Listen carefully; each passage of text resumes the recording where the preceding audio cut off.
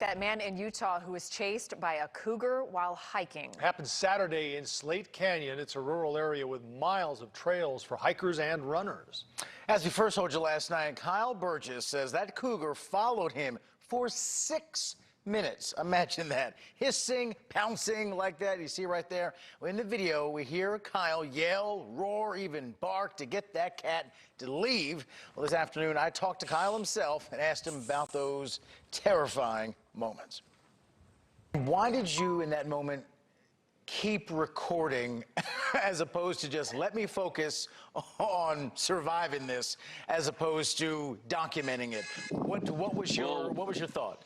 I really just was like, well, I'm already videoing. I might as well just keep it going, right? Rolling. Like, why stop it? This is something that's super cool. A lot of people, and myself included, I don't see mountain lions every day. And so I was like, well, let's keep it going. And if I get into a situation where I need on my phone, I will. And that's kind of what I did. And so I kept my phone rolling. Obviously, at the beginning of the video, you kind of see it go down to the dirt, and you see the trees for a little bit. And then finally, I kind of backed up, and then that's when you see Mama Cougar coming right out of the brush. And I think the part of the video that kind of gets everyone's attention, kind of sends a shiver down your spine, or those, those moments several times where the cougar kind of pounced there and, it kicked up the dust like she was about to, come get you. What's going through your mind as Mama Cougar's doing that, and you're alone, and clearly you're not going to beat a cougar in a foot race? So what is going through your mind every time, multiple times, that the animal starts to kind of pounce and seem to make a run for it, but doesn't? Well, honestly, what was kind of just, I was playing through my head, I was like, well, I got to make myself look big and scary. I say it in the video, I'm big and scary, I'm big and scary. I'm kind of mentally preparing myself. And that's kind of what I did as I was walking backwards. And then when she pounces, that's why I never did throw a rock sooner. But according to the experts, you did everything right. You made eye contact, you made noise, you backed away. Was that just instinct, or did you somehow know how to react to something in the moment like this?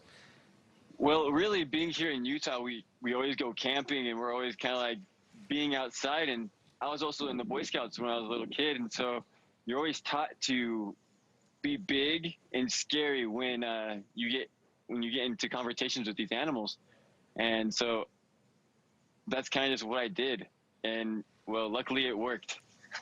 Does this change your approach to where you go, how you hike? I mean, will you feel comfortable being back in that kind of situation before, knowing what's possible, or are you kind of done with your trail days? No, definitely not done. I'll definitely go back out to the trails. That's what I love doing. I love being out in the mountains. I love going out and backpacking and hiking and trail running. And it's just fun. The personal goals and just the atmosphere that you get out when you're outside in the mountains. So you're not deterred or scared at all to go back? Not a bit. That makes you braver than me, my friend. Listen, Kyle, thanks so much. I know your life has been crazy for the last few days. Thanks so much for spending a few minutes with us. Glad to talk to you, see you in one piece, and be safe out there on those trails, my friend, going forward. Hey, thanks for having me.